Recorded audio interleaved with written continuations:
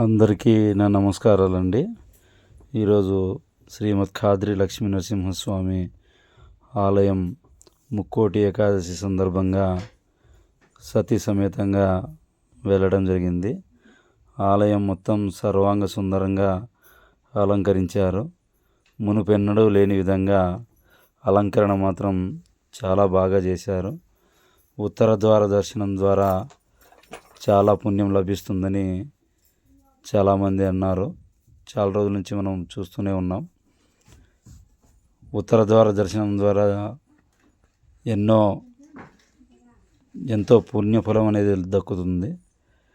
లైన్లో వెళ్తూ ఉన్నాం. మేము క్యూ లైన్లో ప్రాతకాల సమయంలోనే వెళ్ళామండి. 5 గంటల ప్రాంతంలోనే వెళ్ళిపోవడం జరిగింది.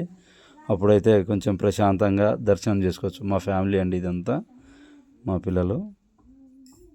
అప్పుడైతే ఎటువంటి ఇబ్బంది లేకుండా ప్రశాంతంగా దర్శనం చేసుకోవచ్చు. చూడండి, క్యూ లైన్లో వెళ్తూ ఉన్నాం.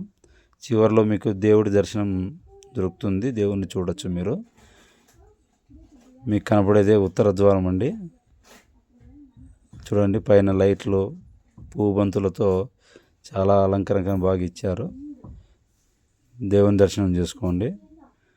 ఓం శ్రీమద్ ఖాద్రి లక్ష్మీ నరసింహస్వామియే నమః. దేవుడి దర్శనం అండి ఇది.